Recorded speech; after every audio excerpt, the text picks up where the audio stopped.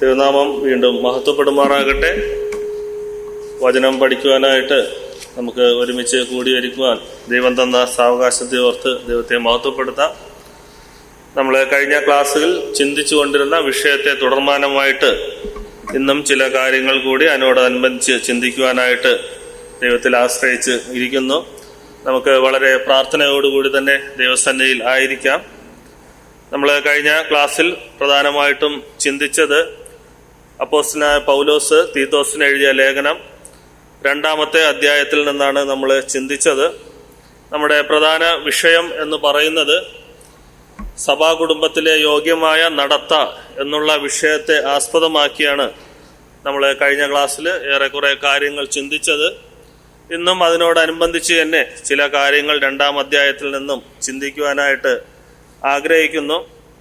ഈ തീത്തോസിന്റെ ലേഖനം അല്ലെങ്കിൽ 1 തിമോത്തിയോസ് 2 തിമോത്തിയോസ് തീത്തോസിന്റെ ലേഖനം ഇത് പഠിച്ചപ്പോൾ മനസ്സിലാക്കുവാനായിട്ട് സാധിച്ചത് വളരെ ഘനതരമായിട്ടുള്ള ഒരു വിഷയമാണ്. എന്നാൽ അതിൻ്റെ മറുവശം എന്ന് പറയുന്നത് വേദപുസ്തകത്തിലെ വളരെ കാതലായിട്ടുള്ള വിഷയങ്ങളിൽ അല്ലെങ്കിൽ വളരെ കാതലായിട്ടുള്ള കാര്യങ്ങൾ രേഖപ്പെടുത്തിയിരിക്കുന്ന ഒരു അധ്യായമാണ് തീത്തോസിന്റെ ലേഖനം എന്ന് പറയുന്നത്. അത് വളരെ ആഴമേറിയ വിഷയങ്ങൾ അല്ലെങ്കിൽ ചിന്തകളാണ് അതിൽ പറഞ്ഞിരിക്കുന്നത്. ഞാൻ അത് വായിച്ചപ്പോൾ എന്നെ കൊണ്ട് കഴിയുന്ന വിധത്തിൽ അത് ചിന്തിക്കുവാനും പഠിക്കുവാനും അത് നിങ്ങളോടൊത്ത് പങ്കുവയ്ക്കുവാനാണ് ശ്രമിച്ചുകൊണ്ടിരിക്കുന്നത്. കുറവുകൾ അതിൽ അനേകം ഉണ്ട് ആയിരിക്കാം, അതിൽ യാതൊരു സംശയവുമില്ല. എന്നിരുന്നാലും ദൈവം തരുന്ന കൃപയ്ക്ക് ഒത്തവണ്ണം ദൈവമക്കളുമായിട്ട് ഞാനത് പങ്കുവെച്ചു പോകുന്നു.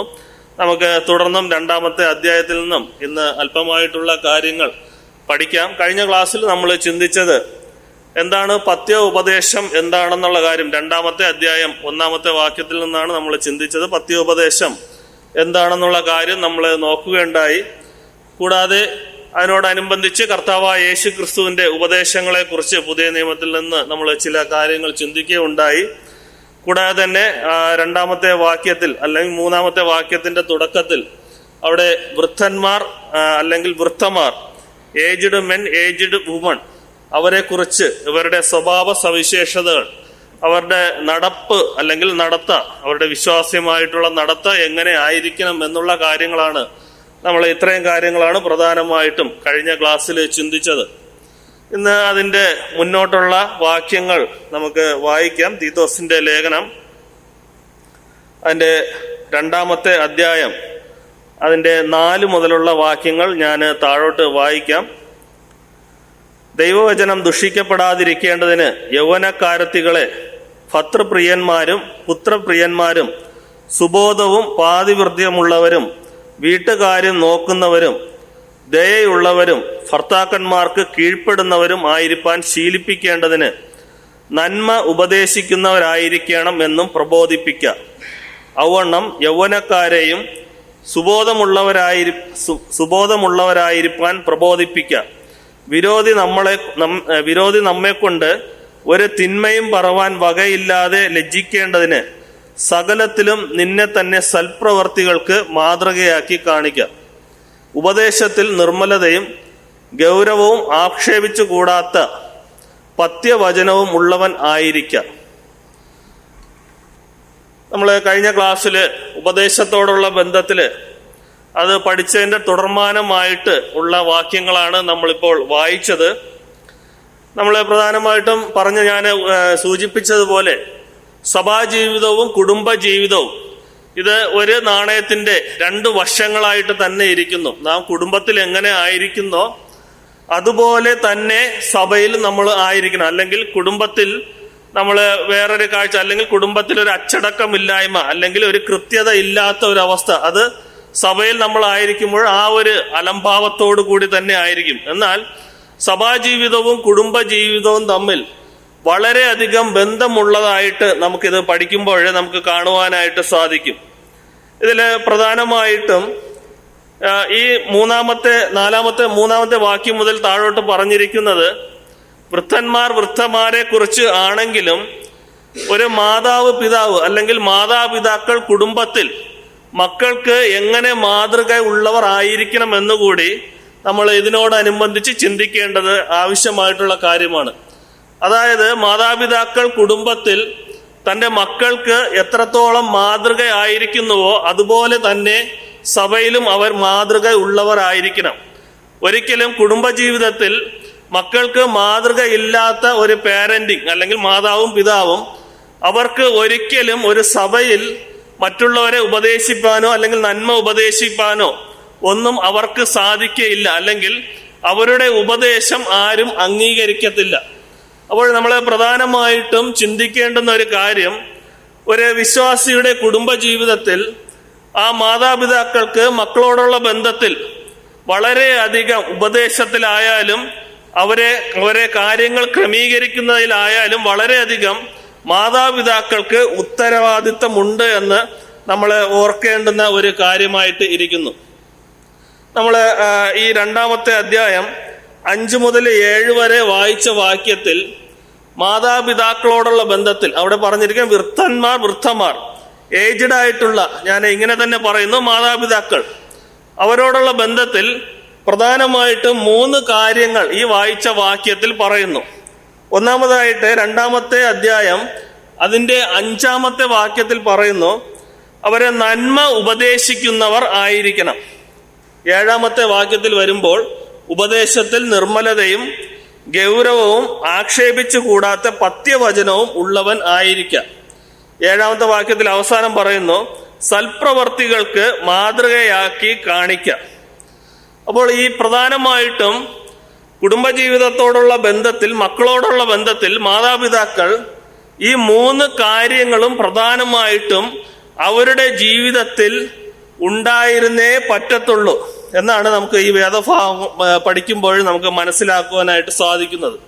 ഒരിക്കലും കുടുംബജീവിതത്തിൽ മക്കൾക്ക് നന്മ ഉപദേശിക്കാത്ത, അല്ലെങ്കിൽ ഒരു നിർമ്മലമായിട്ടുള്ള ഗൗരവമായിട്ടുള്ള ഒരു ആരോഗ്യപരമായിട്ടുള്ള ഉപദേശം മക്കൾക്ക് കൊടുക്കാത്ത മാതാപിതാക്കൾക്ക് ഒരിക്കലും ഒരു സഭയിൽ അല്ലെങ്കിൽ സമൂഹത്തിൽ മറ്റുള്ളവരെ ഉപദേശിപ്പാനോ ആരോഗ്യപരമായിട്ടുള്ള ഉപദേശം കൊടുക്കുവാനോ അവരെ നന്മ പ്രവർത്തിപ്പിക്കാനോ ഒന്നും അവരെ കൊണ്ട് സാധിക്കത്തില്ല. അപ്പോൾ ഒരു മാതാപിതാക്കളെ സംബന്ധിച്ച് അവർക്ക് കുടുംബത്തിൽ വളരെയധികം ഉത്തരവാദിത്തങ്ങൾ ഉണ്ട്. നമ്മൾ ഈ വായിച്ച വാക്യത്തിൽ പറയുന്നുണ്ട്, മാതാപിതാക്കൾ അല്ലെങ്കിൽ വൃദ്ധന്മാർ അവരെ ശീലിപ്പിക്കണം എന്നുള്ള ഒരു പദം നമുക്ക് അവിടെ കാണുവാനായിട്ട് സാധിക്കും. ശീലിപ്പിക്കുക അല്ലെങ്കിൽ അവരെ ഉപദേശിക്കുക. അതായത് ഉദാഹരണമായിട്ട് ഞാൻ ഇങ്ങനെ പറയട്ടെ, ഒരു കുടുംബജീവിതത്തിൽ മക്കളുടെ വിവാഹത്തോടുള്ള ബന്ധത്തിൽ അവരെ വിവാഹം കഴിച്ചതിന് ശേഷമല്ല, അതിനു മുമ്പ് തന്നെ തൻ്റെ ഭർത്താക്കന്മാരോടുള്ള മനോഭാവം എങ്ങനെ ആയിരിക്കണമെന്നുള്ള കാര്യം കുടുംബജീവിതത്തിന് മുമ്പേ മാതാപിതാക്കൾ അവരെ ശീലിപ്പിക്കേണ്ടതാണ്, അല്ലെങ്കിൽ അവർക്ക് വേണ്ടുന്ന ഉപദേശം അതിനെക്കുറിച്ച് കൊടുക്കേണ്ടതാണ്. കൂടാതെ തന്നെ നമ്മളൊരു ഭവനത്തിൽ അല്ലെങ്കിൽ ഒരു കുടുംബത്തിൽ നോക്കുമ്പോൾ കുടുംബത്തിലെ വീട്ടുകാര്യങ്ങൾ നോക്കുക. അത് മക്കൾ കുടുംബസ്ഥർ ആയതിനു ശേഷമല്ല വീട്ടുകാര്യങ്ങൾ നോക്കാനായിട്ട് അവർക്ക് പഠിപ്പിക്കേണ്ടത് അല്ലെങ്കിൽ ഉപദേശം കൊടുക്കേണ്ടത്. അവർ കുടുംബസ്ഥരാകുന്നതിന് മുമ്പ് വീട്ടുകാര്യങ്ങൾ നോക്കുവാനുള്ള ഉപദേശവും അതിൻ്റെതായിട്ടുള്ള നന്മകളും മക്കൾക്ക് പറഞ്ഞു കൊടുക്കേണ്ടുന്ന ഉത്തരവാദിത്തം മാതാപിതാക്കൾക്ക് ഉണ്ട്. ഇപ്പോഴേ നമുക്കറിയാം, ഇപ്പോഴുള്ള ഈ ഒരു ചുറ്റുപാട് അല്ലെങ്കിൽ ഈ യുഗത്തിൽ മക്കൾ പലപ്പോഴും മാതാപിതാക്കൾക്ക് അനുസരണ ഇല്ലാത്തവരായിട്ട് തീരുന്നുണ്ട്. അതെന്തുകൊണ്ടാണ് അനുസരണ ഇല്ലാത്തതായിട്ട് തീരുന്നത്? അവരായിരുന്ന കാലത്ത് അല്ലെങ്കിൽ അവരുടെ അവർ കുടുംബസ്ഥരാകുന്നതിന് മുമ്പ് അവർക്ക് വേണ്ടുന്ന ഉപദേശങ്ങൾ മാതാപിതാക്കളായിരിക്കുന്നവർക്ക് മക്കൾക്ക് ഉപദേശം കൊടുക്കുവാനായിട്ട് കഴിഞ്ഞില്ല. അപ്പോൾ ഈ ഒരു കാലഘട്ടത്തിൽ അവർ വഴിതെറ്റി പോകുവാനും മാതാപിതാക്കൾക്ക് അനുസരണ ഇല്ലാത്തവരായി തീരുവാനുള്ള ഒരു സാഹചര്യത്തിലേക്ക് വന്നിരിക്കുകയാണ്.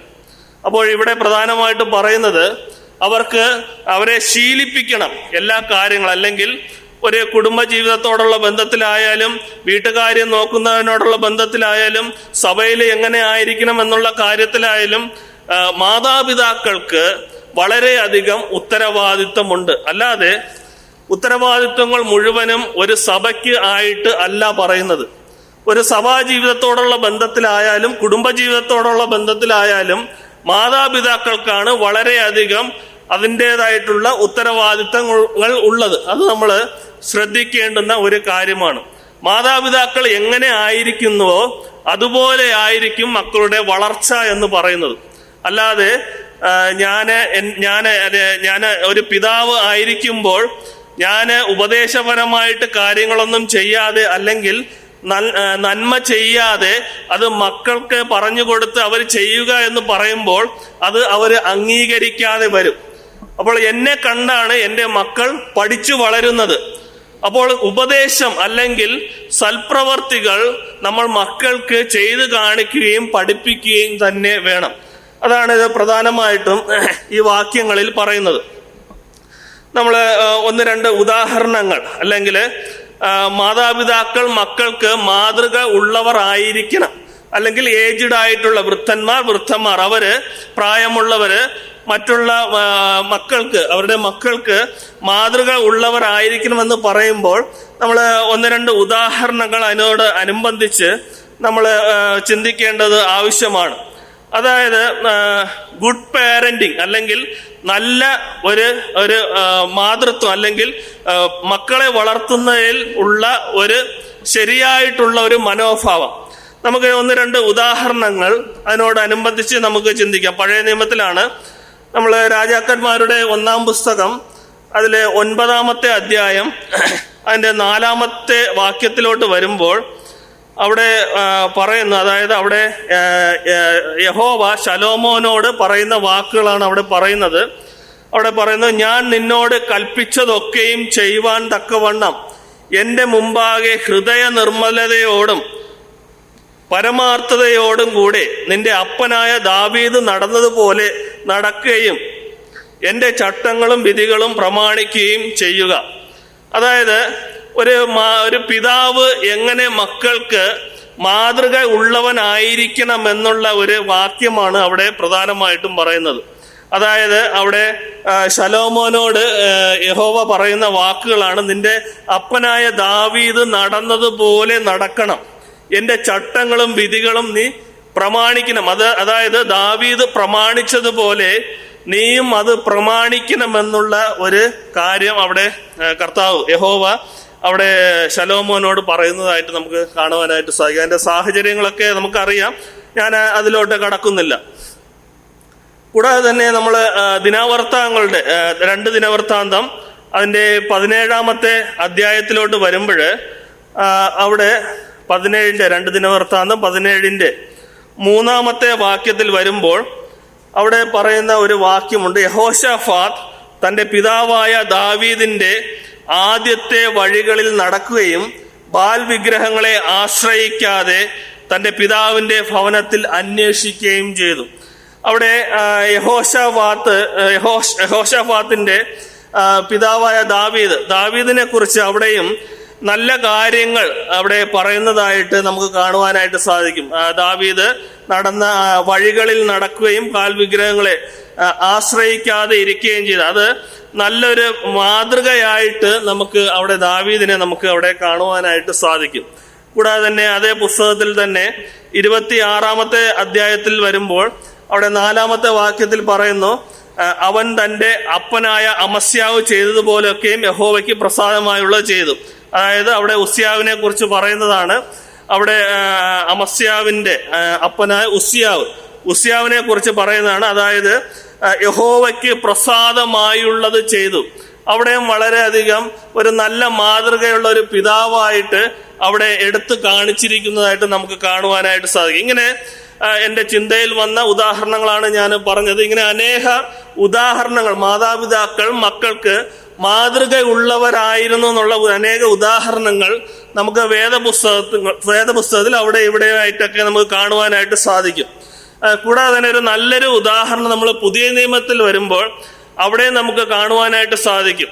നമ്മൾ തിമത്തിയോസിനോടുള്ള ബന്ധത്തിൽ തിമത്തിയോസിന്റെ 2-ാം ലേഖനം 1-ാം അധ്യായം അതിന്റെ 3 മുതൽ 5 വരെയുള്ള വാക്യങ്ങൾ വരുമ്പോൾ അവിടെ ഒരു നല്ലൊരു ഉദാഹരണം നമുക്ക് കാണുവാനായിട്ട് സാധിക്കും. നമുക്ക് ആ വാക്യം ഒന്ന് വായിക്കാം. തിമത്തിയോസിന്റെ 2-ാമത്തെ ലേഖനം 2 തിമത്തിയോസ് 1-ാം അധ്യായം അതിന്റെ 3 മുതൽ 5 വരെയുള്ള വാക്യങ്ങൾ. എൻ്റെ പ്രാർത്ഥനയിൽ രാവും പകലും ഇടവിടാതെ നിന്നെ സ്മരിച്ചു നിന്റെ കണ്ണുനീർ ഓർത്തും നിന്നെ കണ്ട് സന്തോഷപൂർണമാകുവാൻ വാഞ്ചിച്ചും കൊണ്ട് ഞാൻ പൂർവന്മാരുടെ ദൃഷ്ടാന്തം അനുസരിച്ച് നിർമ്മല മനസ്സാക്ഷിയോടെ ആരാധിക്കുന്ന ദൈവത്തിന് നിന്റെ നിർവ്യാജ വിശ്വാസത്തിന്റെ ഓർമ്മ നിമിത്തം സ്തോത്രം ചെയ്യുന്നു. ആ വിശ്വാസം ആദ്യം നിന്റെ വല്യമ്മ ലോവിസിലും അമ്മ യുനീക്കയിലും ഉണ്ടായിരുന്നു, നിന്നിലും ഉണ്ടെന്ന് ഞാൻ ഉറച്ചിരിക്കുന്നു. അതുകൊണ്ട് എൻ്റെ കൈവെപ്പിനാൽ നിന്നിലുള്ള ദൈവത്തിന്റെ കൃപാവരം ജ്വലിപ്പിക്കുകയാണ്. അതായത് അവിടെ വളരെ നല്ലൊരു മാതൃക നമുക്ക് അവിടെ തിമത്യോസിനോടുള്ള ബന്ധത്തിൽ നമുക്ക് കാണുവാനായിട്ട് സാധിക്കും.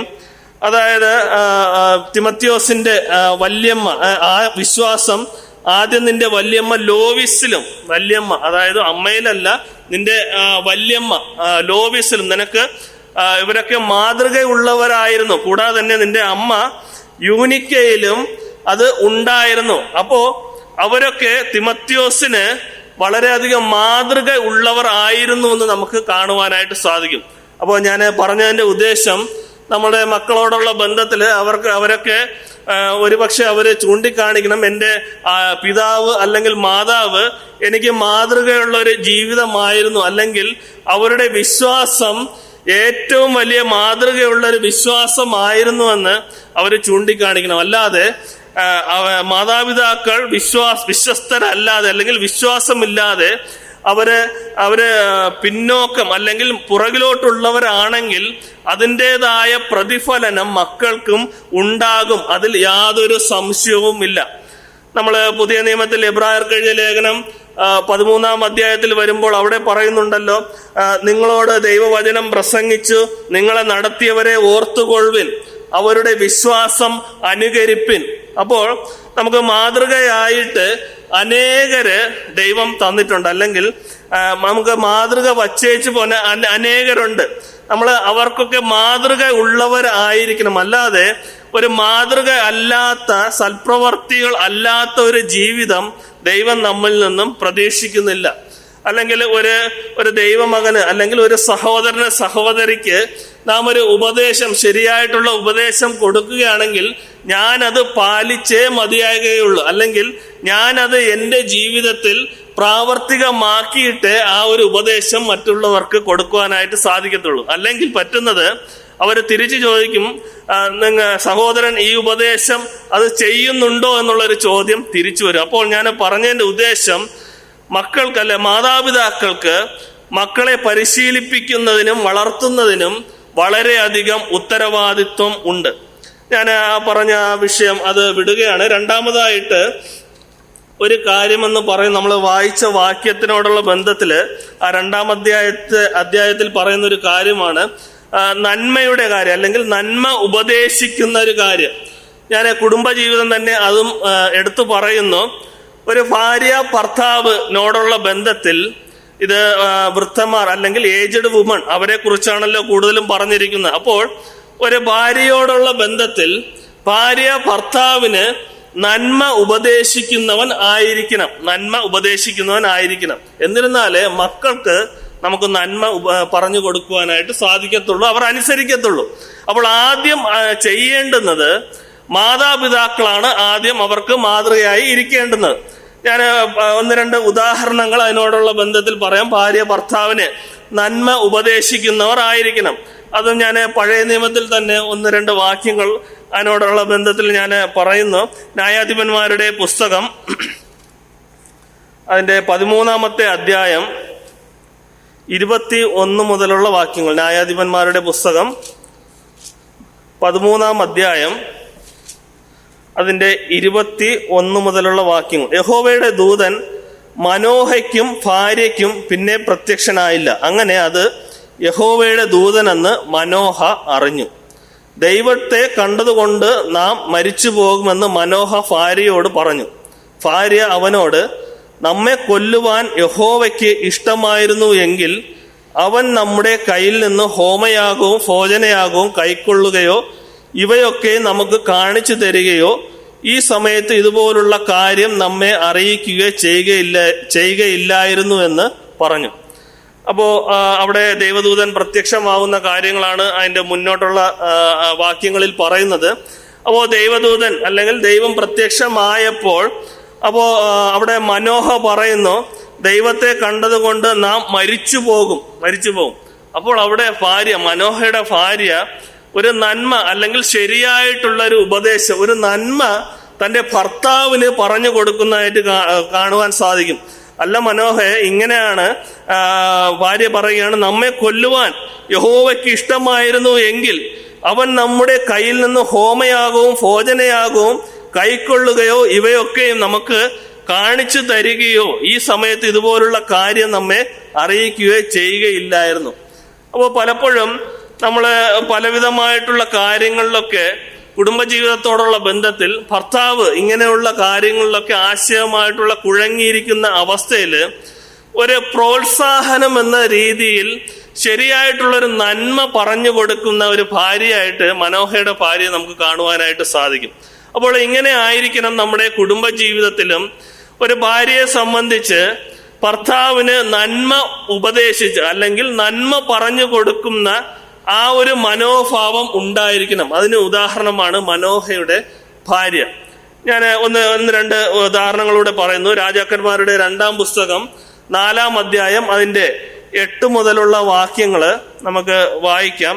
രാജാക്കന്മാരുടെ 2-ാം പുസ്തകം അതിൻ്റെ 4-ാമത്തെ അധ്യായം 8 മുതലുള്ള വാക്യങ്ങൾ. രാജാക്കന്മാരുടെ 2-ാം പുസ്തകം 4-ാം അധ്യായം. ഒരു ദിവസം എലീശ ശൂനേമിലേക്ക് പോയി. അവിടെ ധനികയായ ഒരു സ്ത്രീ ഉണ്ടായിരുന്നു. അവൾ അവനെ ഭക്ഷണത്തിന് വരണമെന്ന് നിർബന്ധിച്ചു. പിന്നത്തേതിൽ അവൻ ആ വഴി പോകുമ്പോഴൊക്കെയും ഭക്ഷണത്തിന് അവിടെ കയറും. അവൾ തൻ്റെ ഭർത്താവിനോട്, നമ്മുടെ വഴിയായി കൂടെ കടന്നു പോകുന്ന ഇയാൾ വിശുദ്ധനായ ഒരു ദൈവപുരുഷൻ എന്ന് ഞാൻ കാണുന്നു. നാം ചുവരോട് കൂടിയ ചെറിയൊരു മാളിക മുറി പണിതുണ്ടാക്കുക. അതിലവർ ഒരു കട്ടിലും ഒരു മേശയും ഒരു നാൽക്കാലിയും ഒരു നിലവിളക്കം വെക്കുക. അവൻ നമ്മുടെ അടുക്കൽ വരുമ്പോൾ അവൻ അവിടെ കയറി പാർക്കാമല്ലോ എന്ന് പറഞ്ഞു. മതി. അപ്പോൾ ഇത് നമുക്ക് സുപരിചിതമായിട്ടുള്ളൊരു വേദഭാവമാണല്ലോ. അവിടെ എലീശയോടുള്ള ബന്ധത്തിൽ എലീശ ശൂലേമിലേക്ക് പോകുമ്പോഴൊക്കെയും ആ ശൂലേമിലെ ധനികയുടെ ആ സ്ത്രീയുടെ ഭവനത്തിൽ എലീശ ഇടയ്ക്കിടെ പോകുന്ന കാര്യങ്ങളാണ് പറയുന്നത്. അപ്പോൾ അവിടെ ഈ എലീശയ്ക്ക് വേണ്ടിയിട്ട് ഒരു നന്മ, ഒരു സൽപ്രവൃത്തി തൻ്റെ ഭർത്താവിന് ഈ സ്ത്രീ ഉപദേശിച്ച് കൊടുക്കുന്നതായിട്ട് നമുക്ക് അവിടെ കാണുവാനായിട്ട് സാധിക്കും.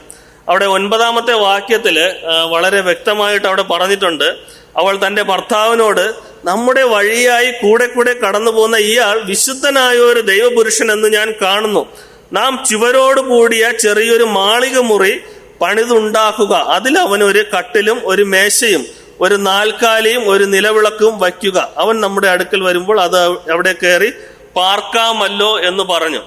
അപ്പോൾ ഈ ഒരു ശരിയായിട്ടുള്ള അല്ലെങ്കിൽ എലീശയ്ക്ക് വേണ്ടിയിട്ട് ഈ സ്ത്രീ തൻ്റെ ഭർത്താവിന് ശരിയായിട്ടുള്ള ഒരു നന്മ, ഒരു ഉപദേശം അല്ലെങ്കിൽ ഒരു ശരിയായിട്ടുള്ള ഒരു സൽപ്രവൃത്തി തൻ്റെ ഭർത്താവിന് പറഞ്ഞു കൊടുക്കുകയാണ്. പ്രിയമുള്ളവരെ, ഇങ്ങനെയുള്ള പ്രവൃത്തി അല്ലെങ്കിൽ ഇങ്ങനെയുള്ള നന്മയും ഉപദേശമൊക്കെ നമുക്ക് ലഭിക്കാറുണ്ടോ? അല്ലെങ്കിൽ എൻ്റെ ഭവനത്തിൽ നിന്ന്, എൻ്റെ കുടുംബത്തിൽ നിന്ന് അത് എനിക്ക് ലഭിക്കാറുണ്ടോ എന്നുള്ളത് കൂടി നമ്മൾ ഇത്തരണത്തിൽ ചിന്തിച്ചു പോകേണ്ടുന്ന ഒരു കാര്യമാണ്. നമ്മൾ കൂടാതെ തന്നെ പുതിയ നിയമത്തിൽ വരുമ്പോൾ മത്തായി എഴുതിയ സുവിശേഷം 27-ാമത്തെ അധ്യായം അതിൻ്റെ 19-ാമത്തെ വാക്യത്തിൽ വരുമ്പോൾ ആ വാക്യം കൂടെ ഒന്ന് വായിക്കാം. മത്തായി എഴുതിയ സുവിശേഷം 27-ാമത്തെ അധ്യായം അതിൻ്റെ 19-ാമത്തെ വാക്യം.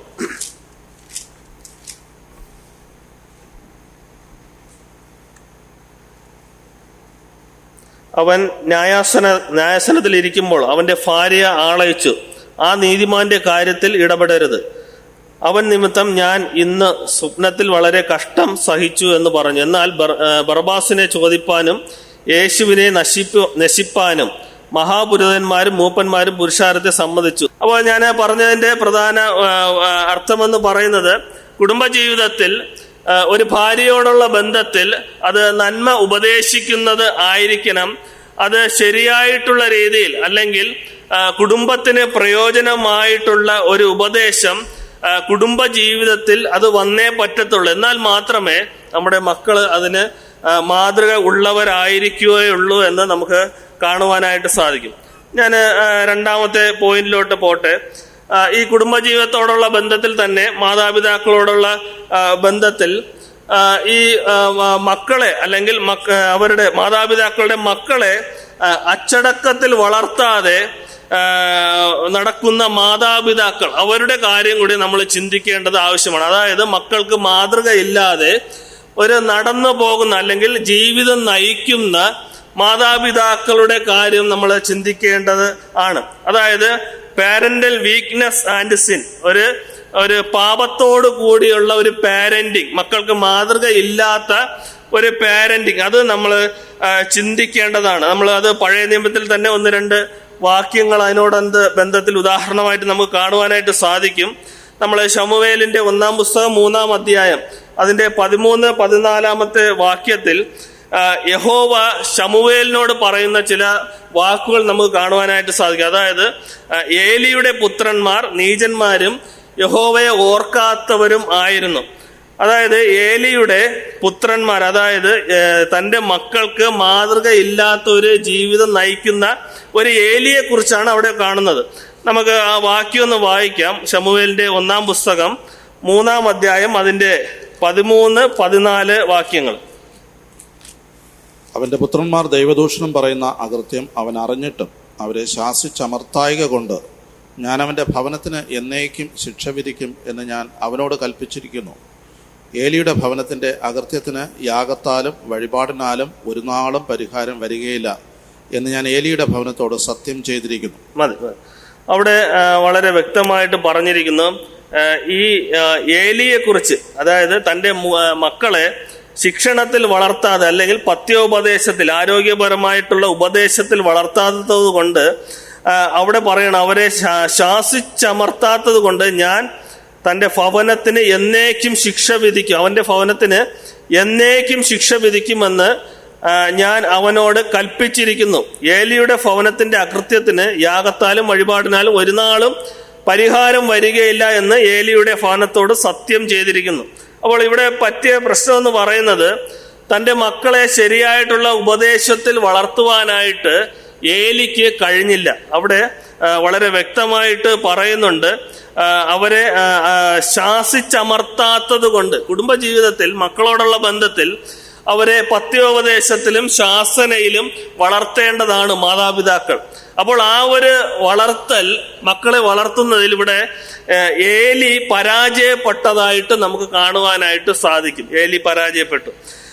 കൂടാതെ തന്നെ നമ്മൾ രാജാക്കന്മാരുടെ 1-ാം പുസ്തകത്തിലോട്ട് വരുമ്പോൾ 1-ാമത്തെ അധ്യായം അതിന്റെ 5-6 വാക്യങ്ങൾ കൂടി നമുക്ക് വായിക്കാം. രാജാക്കന്മാരുടെ 1-ാം പുസ്തകം അതിന്റെ 1-ാമത്തെ അധ്യായം അതിന്റെ 5-6 വാക്യങ്ങൾ.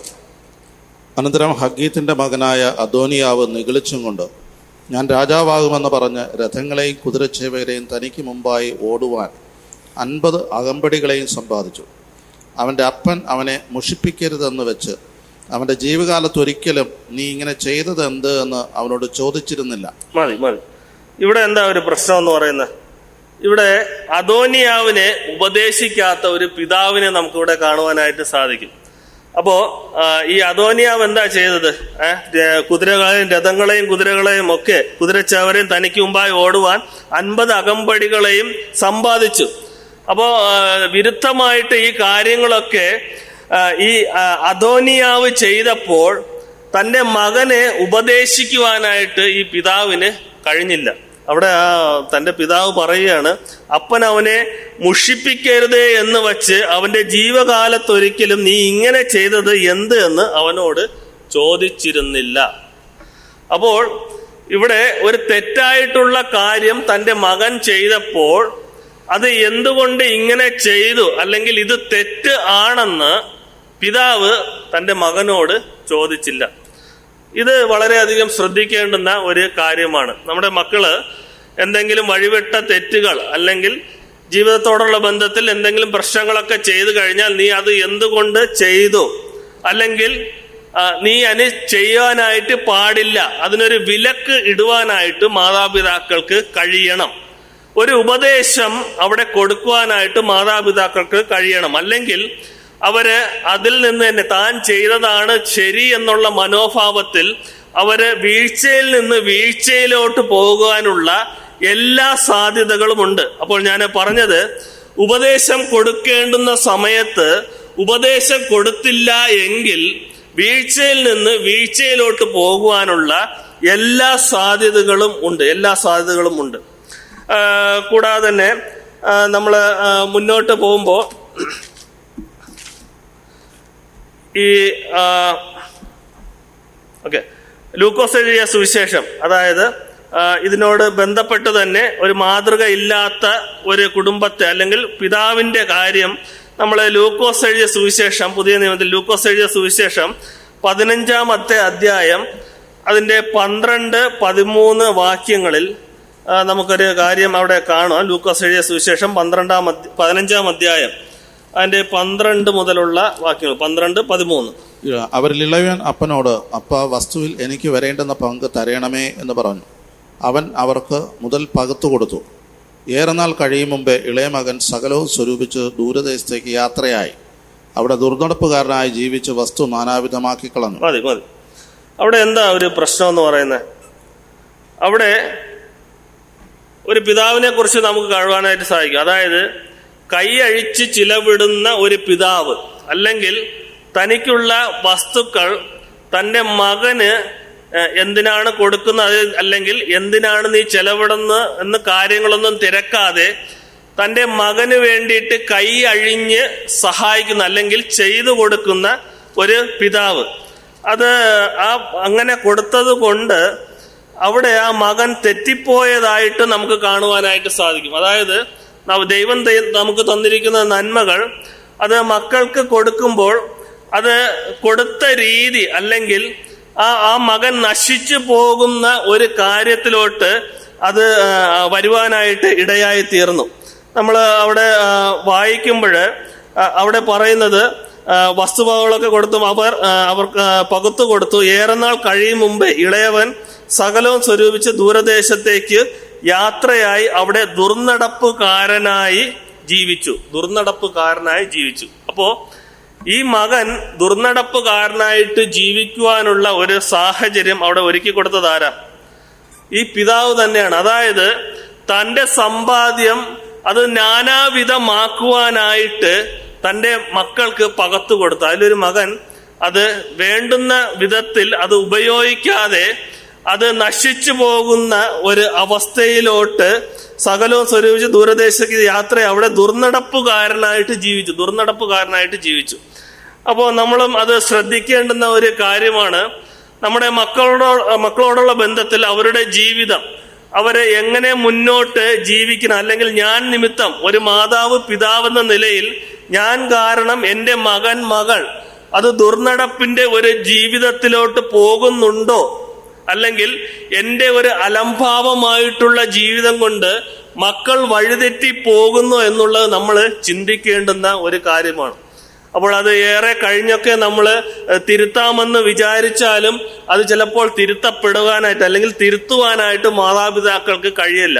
അപ്പോഴേക്കും അവരൊക്കെ ചിലപ്പോൾ നമ്മളിൽ നിന്ന് അകന്ന് കൈവിട്ടൊക്കെ പോയി തീരാറുണ്ട്. എന്നാൽ അത് തിരുത്തേണ്ടുന്ന സമയത്ത് അത് തിരുത്തുക തന്നെ ചെയ്യണം. നമ്മൾ സദൃശ്യവാക്യങ്ങളിലോട്ട് വരുമ്പോൾ സദൃശ്യവാക്യം 29-ാമത്തെ അധ്യായം 15-ാമത്തെ വാക്യത്തിൽ വായിക്കുന്നു, വടിയും ശാസനയും ജ്ഞാനത്തെ നൽകുന്നു. തന്നിഷ്ടത്തിന് വിട്ടിരുന്ന ബാലനോ അമ്മയ്ക്ക് ലജ്ജ വരുത്തുന്നു. നമ്മൾ വളരെയധികം ശ്രദ്ധിക്കേണ്ടുന്ന വാക്യമാണ്. തന്നിഷ്ടത്തിന് വിട്ടിരുന്ന ബാലനോ അമ്മയ്ക്ക് ലജ്ജ വരുത്തുന്നു. നമ്മൾ ഈ കാലഘട്ടത്തിൽ കാണുന്ന ഒരു കാര്യമല്ലേ, മക്കള് വഴിവിട്ട് പോയി മാതാപിതാക്കൾക്ക് ലജ്ജ വരുത്തുന്ന ഒരു ജീവിതത്തിലോട്ട് ഇന്നത്തെ ലോകം ആയി തീർന്നിരിക്കുന്നു. അപ്പോൾ ഞാൻ പറഞ്ഞത്, അത് മക്കളെ വളർത്തേണ്ടുന്ന രീതിയിൽ നമ്മള് മാതാപിതാക്കളോടുള്ള ബന്ധത്തിൽ അവരെ മാതൃകയുള്ളവരായിട്ട് അവരെ ശിക്ഷിച്ചും ശാസിച്ചും വളർത്തേണ്ടുന്ന രീതിയിൽ വളർത്തിയില്ല എങ്കിൽ നമുക്ക് നഷ്ടപ്പെട്ടു പോകുവാനുള്ള എല്ലാ സാധ്യതകളുമുണ്ട്. അല്ലാതെ അവർ സഭയിൽ വന്നിട്ട് അല്ലെങ്കിൽ സഭയ്ക്ക് ഒരു പ്രയോജനമില്ല, അല്ലെങ്കിൽ അവര് സഭയിൽ നേരായിട്ടുള്ള ജീവിതം ചെയ്യുന്നില്ല, ഇതൊക്കെ പറഞ്ഞിട്ട് അതൊരു കാരണമായിട്ട് തീരുന്നില്ല. അതിൻ്റെയൊക്കെ ഒരു അടിസ്ഥാനം എന്ന് പറയുന്നത് നമ്മുടെ കുടുംബജീവിതത്തിൽ നമ്മൾ അവരെ എങ്ങനെ നോക്കുന്നു എന്നുള്ളതിനെ അടിസ്ഥാനമായിട്ട് തന്നെ ഇരിക്കുന്നു. ഞാൻ മുന്നോട്ട് പോട്ടെ. ഈ മാതാപിതാക്കളോടുള്ള ബന്ധത്തിൽ ഒന്ന് രണ്ട് കാര്യങ്ങൾ കൂടി ഞാൻ പറയാനായിട്ട് ആഗ്രഹിക്കുന്നു. അതായത് പാർഷ്യാലിറ്റി ഓഫ് പാരൻസ്, അതായത് മക്കളോട് പക്ഷപാതം കാണിക്കുക. ഇതിനെക്കുറിച്ച് വേദപുസ്തകം വളരെ വ്യക്തമായിട്ട് പഠിപ്പിക്കുന്നുണ്ട്. ഞാൻ ഇതൊക്കെ പറയുന്നത് തീത്തോസിന്റെ ലേഖനത്തിൽ ഉപദേശപരമായിട്ട് അല്ലെങ്കിൽ കുടുംബജീവിതത്തോടുള്ള ബന്ധത്തിൽ പറഞ്ഞിരിക്കുന്നത് കൊണ്ടാണ് ഇതൊക്കെ ഞാൻ സൂചിപ്പിച്ചു പോകുന്നത്. അപ്പോൾ മക്കളോട് പക്ഷപാതം കാണിക്കുന്ന മാതാപിതാക്കളെ നമുക്ക് കാണുവാനായിട്ട് സാധിക്കും. ഞാൻ അതിനും ഒന്ന് രണ്ട് ഉദാഹരണങ്ങൾ പഴയ നിയമത്തിൽ നിന്ന് വായിക്കുവാനായിട്ട് ആഗ്രഹിക്കുന്നു. ഉൽപ്പത്തി പുസ്തകത്തിലോട്ട് നമുക്ക് വരാം. ഉൽപ്പത്തി പുസ്തകം 25-ാമത്തെ അധ്യായം. ഉൽപ്പത്തി പുസ്തകം 25-ാം അധ്യായം അതിന്റെ 24 മുതൽ താഴോട്ടുള്ള വാക്യങ്ങൾ നമുക്ക് വായിക്കാം. അവൾക്ക് പ്രസവകാലം തികഞ്ഞപ്പോൾ ഇരട്ടപ്പിള്ളകൾ അവളുടെ ഗർഭത്തിലുണ്ടായിരുന്നു. ഒന്നാമത്തവൻ ചുവന്നവനായി പുറത്തു വന്നു, മേൽ മുഴുവനും രോമം കൊണ്ടുള്ള വസ്ത്രം പോലെയിരുന്നു. അവൻ ഏശാവെന്ന് പേരിട്ടു. പിന്നെ അവൻ്റെ സഹോദരൻ പുറത്തു വന്നു, അവൻ്റെ കൈ ഏശാവിൻ്റെ കുതികാൽ പിടിച്ചിരുന്നു. അവന് യാക്കോബ് എന്ന് പേരിട്ടു. അവൾ അവരെ പ്രസവിച്ചപ്പോൾ ഇസ്ഹാക്കിന് 60 വയസ്സ് ആയിരുന്നു. കുട്ടികൾ വളർന്നു. ഏശാവ് വേട്ടയിൽ സമർത്ഥനും വനസഞ്ചാരിയും, യാക്കോബ് സാദശീലനും കൂടാരവാസിയുമായിരുന്നു. ഏശാവിൻ്റെ വേട്ടയിറച്ചിൽ രുചി പിടിച്ചിരുന്നതുകൊണ്ട് ഇസ്ഹാക്ക് അവനെ സ്നേഹിച്ചു, റിബേക്കയോ യാക്കോബിനെ സ്നേഹിച്ചു. മതി മതി. അവിടെ ഒരു അവസാന ഒരു വാക്യം നമുക്ക് കാണുവാനായിട്ട് സാധിക്കും. റിബേക്കയോ യാക്കോബിനെ സ്നേഹിച്ചു. ഈ റിബേക്കയ്ക്കും ഇസ്ഹാക്കിനും ഇരട്ട പിള്ളേർ, അത് പ്രത്യേകം പറയുന്നത് 2 പിള്ളേർ അല്ലേ. അവിടെ ആദ്യം പറയുന്നത് ഗർഭത്തിൽ ഇരട്ട പിള്ളകൾ അവളുടെ ഗർഭത്തിൽ ഉണ്ടായിരുന്നു. അപ്പോൾ ഈ റിബേക്ക കൂടുതൽ സ്നേഹിച്ചത് ആരെയാ? യാക്കോബിനെ. ഒരുപക്ഷെ യാക്കോബ് നല്ല പയറ് കൊണ്ടുള്ള പായസമൊക്കെ വയ്ക്കുന്നത് കൊണ്ടായിരിക്കും ചിലപ്പോൾ ഈ യാക്കോബിനെ സ്നേഹിച്ചത്. ഏശാവ് വേട്ടയിൽ സമർത്ഥനായിരുന്നു. അപ്പോ അവിടെ ഒരു പക്ഷപാതം മക്കളോടുള്ള ബന്ധത്തിൽ ഈ റിബേക്ക കാണിച്ചതായിട്ട് നമുക്ക് കാണുവാനായിട്ട് സാധിക്കും. ഈ റിബേക്ക യാക്കോബിനെ അല്ലെ, അങ്ങനെയല്ലേ പറഞ്ഞിരിക്കുന്നത്, റിബേക്കയോ യാക്കോബിനെ സ്നേഹിച്ചു. അപ്പോ നമ്മുടെ കുടുംബജീവിതത്തോടുള്ള ബന്ധത്തിൽ ഒരു മക്കൾ എത്ര തന്നെ ആയിക്കൊള്ളട്ടെ, അവരോട് ഒരു വേർതിരിവ് കാണിക്കുവാനായിട്ട് പാടില്ല. അങ്ങനെ ഒരു വേർതിരിവ് കാണിച്ചു കഴിഞ്ഞാൽ അവർ മനസ്സിലാക്കുകയും അവർക്ക് കൂടുതൽ നമ്മൾ നിന്ന് അകന്നു പോകാൻ, അല്ലെങ്കിൽ മറ്റു സഹോദരങ്ങളെ, അവരുടെ കൂടപ്പിറപ്പുകളെ വെറുക്കുവാനും ദുഷിക്കുവാനും ഒക്കെ ഉള്ള ഒരു അവസ്ഥയായിട്ട് അത് തീരുവാനുള്ള എല്ലാ സാഹചര്യമുണ്ട്. അപ്പോൾ കുടുംബജീവിതത്തിൽ മാതാപിതാക്കൾ മക്കളോടുള്ള ബന്ധത്തിൽ ഒരു പാർഷ്യാലിറ്റി കാണിക്കുവാനായിട്ട് പാടില്ല. കൂടാതെ തന്നെ നമ്മൾ വേറൊരു ഉദാഹരണം കൂടി ഞാൻ അതിനോടുള്ള ബന്ധത്തിൽ പറയാം. ഉൽപ്പത്തി പുസ്തകം തന്നെ 37-ാമത്തെ അധ്യായം അതിന്റെ 3-ാമത്തെ വാക്യം. ഉൽപ്പത്തി 37-ന്റെ 3-ാമത്തെ വാക്യം. യോസേഫ് വാർദ്ധക്യത്തിലെ മകനാകൊണ്ട് ഇസ്രായേൽ എല്ലാ മക്കളിലും വെച്ച് അവനെ അധികം സ്നേഹിച്ച് ഒരു നിലയെങ്കി അവൻ ഉണ്ടാക്കി കൊടുത്തു. മതി. അവിടെ എന്താ പറഞ്ഞിരിക്കുന്നത്? യോസേഫ് വാർദ്ധക്യത്തിലെ മകനായ കൊണ്ട് ഇസ്രായേൽ എല്ലാ മക്കളിലും വെച്ച് അവനെ അധികം സ്നേഹിച്ചു. അപ്പോ തന്നെ യോസേഫ് വാർദ്ധക്യത്തിലെ മകനായതുകൊണ്ട്, അതായത് ഇളയ മകനായതുകൊണ്ട് തന്റെ സഹോദരങ്ങൾക്ക് കൊടുക്കേണ്ടുന്ന ആ സ്നേഹത്തിൽ കൂടുതലായിട്ട് തന്റെ ഈ യോസേഫിന് തന്റെ പിതാവ് സ്നേഹിച്ചതായിട്ട് ഇവിടെ കാണുവാനായിട്ട് സാധിക്കും. അങ്ങനെ ഒരു സ്നേഹം തനിക്ക് മേലങ്കിയൊക്കെ ഉണ്ടാക്കി കൊടുത്തതായിട്ട് അവിടെ പറയുന്നുണ്ട്. അങ്ങനെ ഒരു വേർതിരിവ് അവിടെ തന്റെ പിതാവ് കാണിച്ച് അവിടെ എന്താ പ്രശ്നം ഉണ്ടായത്? ഈ സഹോദരങ്ങളൊക്കെ യോസേഫിനെ ദുഷിച്ചു, പൊട്ടക്കുഴിയിലൊക്കെ കൊണ്ടിടുവാനൊക്കെ ഇടയായി. അപ്പോ ഇങ്ങനെയുള്ള പ്രശ്നങ്ങളിലേക്ക് അത് ആയിത്തീരുവാനായിട്ട് ഇടയായി. അപ്പോൾ മക്കള് അവരെ ഒരു പാർഷ്യാലിറ്റി അല്ലെങ്കിൽ ഒരു വേർതിരിവോടുകൂടി നമ്മൾ കാണുവാനായിട്ട് പാടില്ല. എല്ലാവരെയും ഒരുപോലെ നമ്മൾ കാണേണ്ടുന്നത് ആവശ്യമാണ്. അല്ലെങ്കിൽ അത് പകയ്ക്കും വിദ്വേഷത്തിനൊക്കെ ചിലപ്പോൾ പ്രശ്നങ്ങൾ ആയിത്തീരുവാനുള്ള സാഹചര്യങ്ങൾ ഉണ്ടാകും. ഞാൻ ആ വിഷയം അത് പറഞ്ഞു വിടുകയാണ്. ഒന്ന് രണ്ട് കാര്യങ്ങൾ കൂടി ഞാൻ അതിനോടുള്ള ബന്ധത്തിൽ പറയട്ടെ. ഈ മാതാപിതാക്കളുടെ അഹങ്കാരം അല്ലെങ്കിൽ കുടുംബജീവിതത്തിൽ പിതാവും മാതാവും അവർക്ക് അഹങ്കാരം വന്നതായിട്ട് അല്ലെങ്കിൽ അഹങ്കാരത്തോടുകൂടി ജീവിച്ചതും വേദപുസ്തകത്തിൽ പറഞ്ഞിട്ടുണ്ട്. നമ്മൾ എസ്തേറിന്റെ പുസ്തകത്തിൽ വരുമ്പോൾ അവിടെ എസ്തേറിന്റെ പുസ്തകം 5-ാമത്തെ അധ്യായം അതിന്റെ 8 മുതൽ 11 വരെയുള്ള വാക്യത്തിൽ അവിടെ എസ്തേർ രാജ്ഞി ഒരുക്കുന്ന വിരുന്നിന് അവിടെ ഹാമാനെ ക്ഷണിച്ച കാര്യമാണ് അവിടെ പറയുന്നത്. അപ്പോ ആ വാക്യം ഒന്ന് നമുക്ക് എടുക്കാം. എസ്തേറിന്റെ പുസ്തകം 5-ാമത്തെ അധ്യായം അതിന്റെ 8 മുതലുള്ള വാക്യങ്ങള് നമുക്ക് വായിക്കാം. എസ്തേർ 5:8.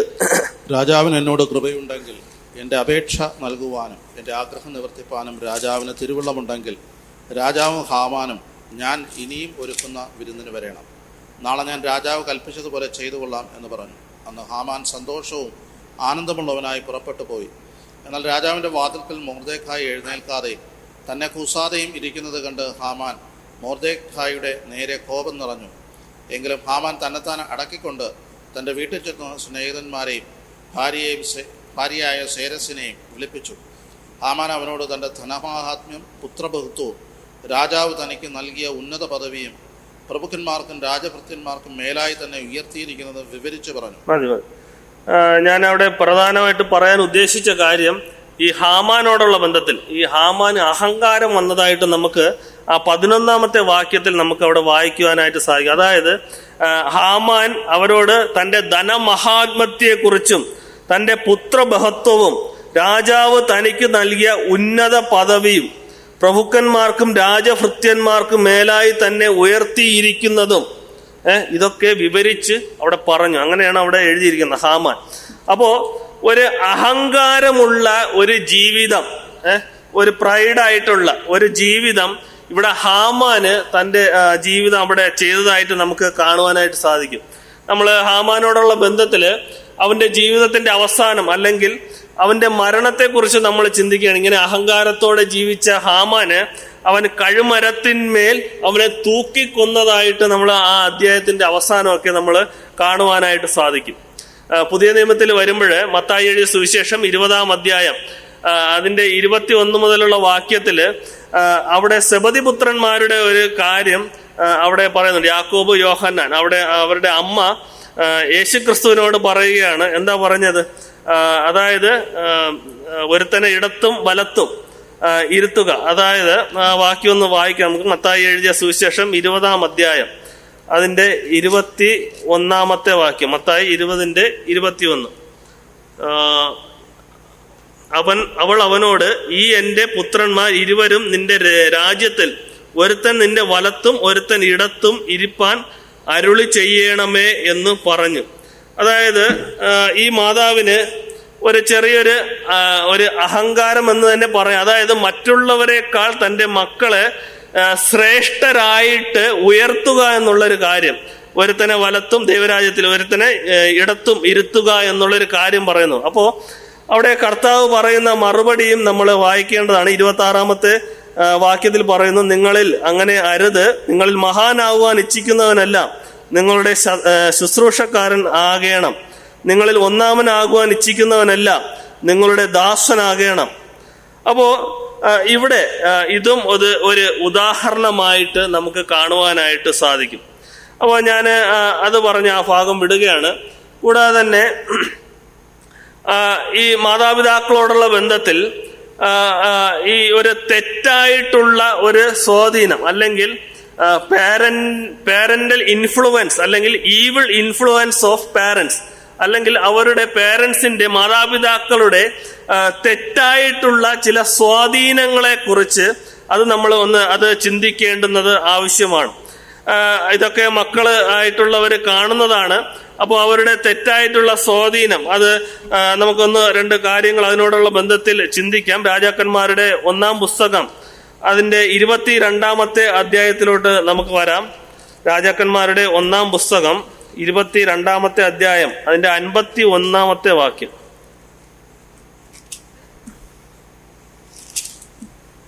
ആഹാബിന്റെ മകനായ അഹസ്യാവ് യഹൂദ രാജാവായ യഹോശാഫാത്തിന്റെ 17-ാം ആണ്ടിൽ ശമരിയിൽ ഇസ്രായേലിന് രാജാവായി. ഇസ്രായേലിൽ 2 സംവത്സരം വാണു.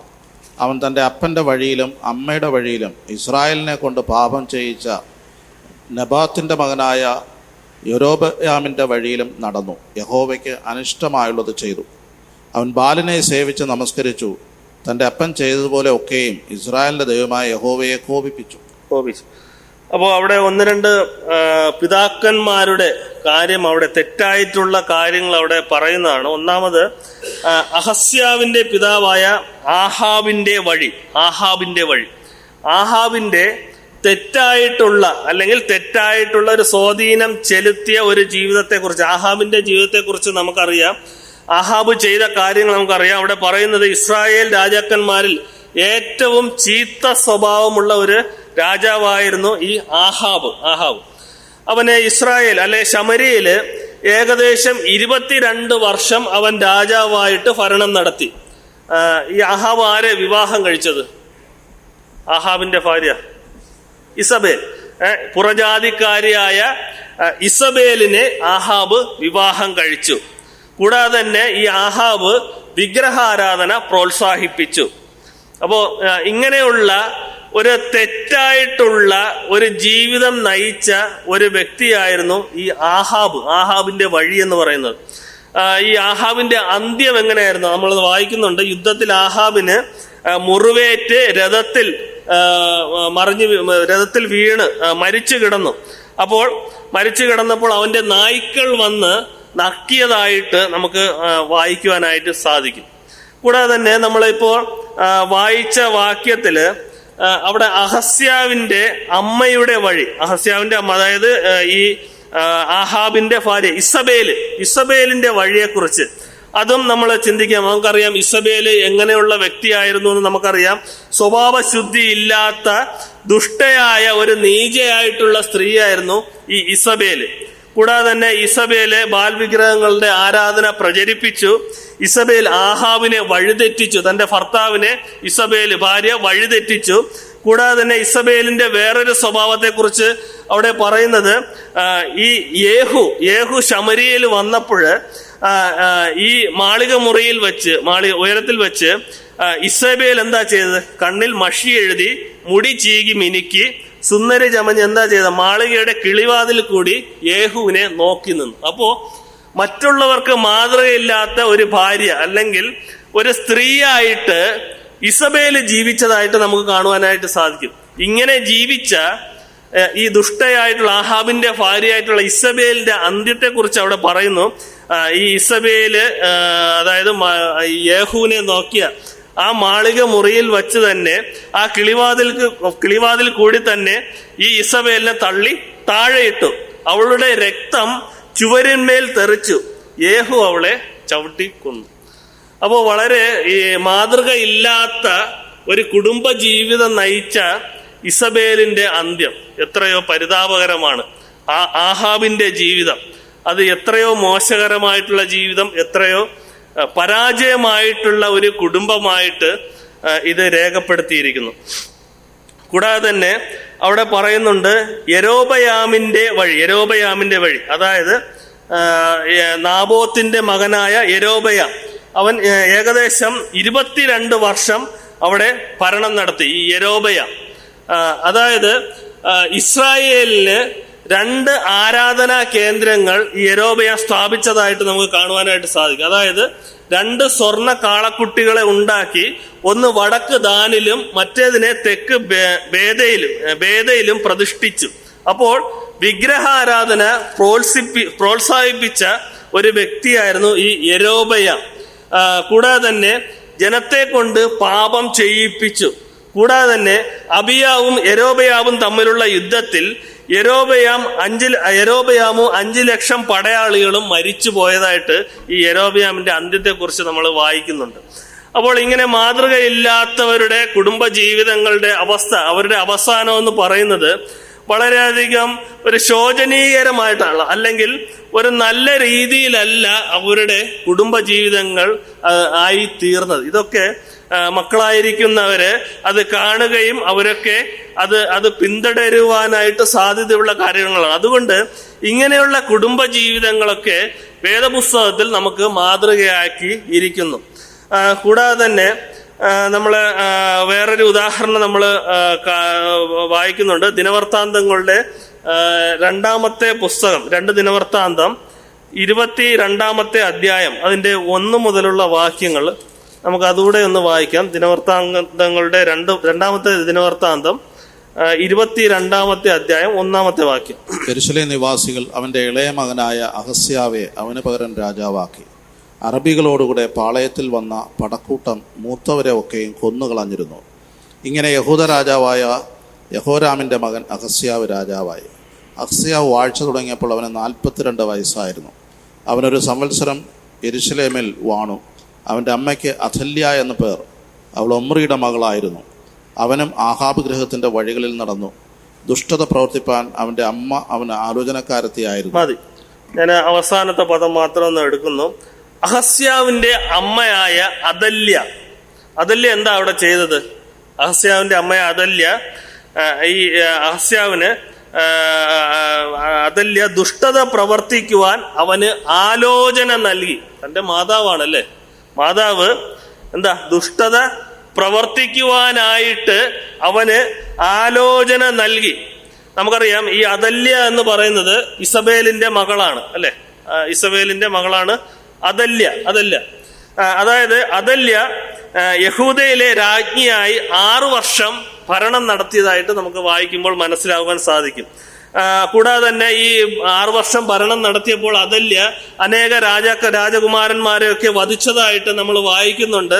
കൂടാതെ തന്നെ ബാലിന്റെ ആരാധനയോടുള്ള ബന്ധത്തിൽ യഹൂദയിൽ അത് നടപ്പിലാക്കിയത് അദല്യ എന്ന് പറഞ്ഞിട്ടുണ്ട്. ഇങ്ങനെയുള്ള മക്കൾക്ക് ദോഷകരമായിട്ടുള്ള ആലോചന പറഞ്ഞു കൊടുത്ത ഒരു സ്ത്രീയായിരുന്നു അദല്യ. അപ്പൊ ഈ അദല്യയുടെ അന്ത്യത്തെക്കുറിച്ച് പറയുന്നുണ്ട്. ഈ അദല്യയുടെ അന്ത്യത്തെക്കുറിച്ച് പറയുന്നത്, രാജധാനിക്ക് സമീപം കുതിരവാതിലിന്റെ പ്രവേശനത്തിങ്കൽ എത്തിയപ്പോൾ അവിടെ വെച്ച് പടയാളികൾ പിടിച്ച് ഈ അദല്യ കൊന്നുകളഞ്ഞു. അപ്പോൾ വളരെയധികം മക്കൾക്ക് മാതൃകയില്ലാതെ ജീവിച്ച, തെറ്റായിട്ടുള്ള ആലോചന പറഞ്ഞു കൊടുത്ത അദല്യയുടെ ജീവിതവും നമുക്ക് മാതൃകയായിട്ട് ഇരിക്കുന്നു. അപ്പോൾ ഞാൻ പറഞ്ഞത്, നമ്മൾ പാരൻസ് അല്ലെങ്കിൽ മക്കൾക്ക് മാതാപിതാക്കൾ മാതൃകയുള്ളവരായിരിക്കണം. അവർക്ക് നന്മ ഉപദേശിക്കുന്നവർ, ആരോഗ്യകരമായിട്ടുള്ള ഉപദേശം കൊടുക്കുന്നവർ, സൽപ്രവർത്തികൾക്ക് മാതൃകയുള്ളവർ നമ്മൾ മാതാപിതാക്കൾ ആയിരിക്കണം. അല്ലെങ്കിൽ അനേക ഉദാഹരണങ്ങൾ, തെറ്റായിട്ടുള്ള പാരന്റിങ്ങിന്റെ അനേക ഉദാഹരണങ്ങൾ നമുക്ക് വേദപുസ്തകത്തിൽ കാണിച്ചു തന്നിട്ടുണ്ട്. കൂടാതെ തന്നെ ഒന്ന് രണ്ട് കാര്യങ്ങൾ ഇവിടെ ഞാൻ പെട്ടെന്ന് പറയട്ടെ. ഈ മാതാപിതാക്കളോടുള്ള ബന്ധത്തില് അവരുടെ 1-2 ചുമതലകളും കൂടെ ഞാൻ ഈ തീത്തോസിന് എഴുതിയ ലേഖനം 2-ാം അധ്യായത്തിൽ നിന്ന് ഞാൻ പറയുന്നു. ഈ മാതാപിതാക്കളോടുള്ള ബന്ധത്തിൽ മക്കളെ ട്രെയിൻ ചെയ്യുന്നവരായിരിക്കണം, അല്ലെങ്കിൽ വിശ്വാസത്തിൽ അവരെ അഭ്യസിപ്പിക്കുവാൻ പഠിപ്പിക്കുന്നവർ ആയിരിക്കണം മാതാപിതാക്കൾ. നമ്മൾ സദൃശവാക്യങ്ങളിലോട്ട് ഒന്ന് വരാം. സദൃശവാക്യം അതിന്റെ 22-ാമത്തെ അധ്യായം 6-ാമത്തെ വാക്യം. ബാലൻ നടക്കേണ്ടുന്ന വഴിയിൽ അവനെ അഭ്യസിപ്പ, അവൻ വൃദ്ധനായാലും അത് വിട്ടുമാറുകയില്ല. അപ്പോൾ മാതാപിതാക്കളുടെ ഒരു ഉത്തരവാദിത്തമാണ് മക്കളെ അഭ്യസിപ്പിക്കുക എന്നുള്ളത്. അവൻ നടക്കേണ്ടുന്ന വഴിയിൽ അവനെ അഭ്യസിപ്പിക്കുക. കൂടാതെ രണ്ടാമതായിട്ടൊരു കാര്യം, മക്കളെ മാതാപിതാക്കൾ പഠിപ്പിക്കുന്നവർ ആയിരിക്കണം. ടു ലേൺ, അവരെ വിശ്വാസത്തിലും ശരിയായിട്ടുള്ള രീതിയിൽ മക്കളെ അവർ പഠിപ്പിക്കുന്നവർ ആയിരിക്കണം. സദൃശവാക്യം 2-ാം അധ്യായം അതിന്റെ 19-ാമത്തെ വാക്യം, 2:19 റെഫറൻസ് തെറ്റിപ്പോയി. അതായത് മക്കളെ പഠിപ്പിക്കുന്ന ആ വാക്യത്തിൽ പറയുന്നത്, തന്റെ മക്കളെ വിശ്വാസത്തിൽ പഠിപ്പിക്കുന്ന മാതാപിതാക്കളെ കുറിച്ച് സദൃശവാക്യത്തിൽ പറയുന്നുണ്ട്. കൂടാതെ തന്നെ മക്കളെ കരുതുന്നവർ ആയിരിക്കണം. മാതാപിതാക്കൾ മക്കളെ കുറിച്ച് ഒരു കരുതൽ ഉണ്ടാകുന്നവർ ആയിരിക്കണം. നമ്മൾ കൊരിന്ത്യർക്ക് എഴുതിയ 2-ാം ലേഖനം അതിൻ്റെ 12-ാമത്തെ അധ്യായം 2 കൊരിന്ത്യർ 12-ന്റെ 14-ാമത്തെ വാക്യം. ഈ 3-ാം പ്രാവശ്യം നിങ്ങളുടെ അടുക്കൽ വരുവാൻ ഞാൻ ഒരുങ്ങിയിരിക്കുന്നു. നിങ്ങൾക്ക് ഭാരമായി തീരുകയില്ല. നിങ്ങൾക്കുള്ളതിനെ അല്ല, നിങ്ങളെ തന്നെ ഞാൻ അന്വേഷിക്കുന്നു. മക്കൾ അമ്മയപ്പന്മാർക്കല്ല, അമ്മയപ്പന്മാർ മക്കൾക്കായിട്ടല്ലോ ചതരിക്കേണ്ടത്. അപ്പോ അത് പറയുന്നത് അമ്മയപ്പന്മാർ മക്കളെ അവരെ കരുതുന്നവർ ആയിരിക്കണം. അവരുടെ ജീവിതത്തിൽ മക്കളെ കുറിച്ചുള്ള ഒരു ആത്മഭാരവും അവരെക്കുറിച്ച് കരുതുന്നവർ ആയിരിക്കണം. കൂടാതെ തന്നെ അവരെ പോഷിപ്പിച്ച് വളർത്തുന്നവർ ആയിരിക്കണം. പോഷിപ്പിച്ച്, എഫെസ്യർക്ക് എഴുതിയ ലേഖനം 6-ാം അധ്യായം അതിൻ്റെ 4-ാമത്തെ വാക്യം. എഫെസ്യർ 6:4. പിതാക്കന്മാരെ, നിങ്ങളുടെ മക്കളെ കോപിപ്പിക്കാതെ കർത്താവിന്റെ ബാലശിക്ഷയിലും പഥ്യോപദേശത്തിലും പോറ്റി വളർത്തുവിൻ. അപ്പോൾ മക്കളെ നമ്മൾ വളർത്തുമ്പോൾ അവരെ പോഷിപ്പിച്ച് വളർത്തണം.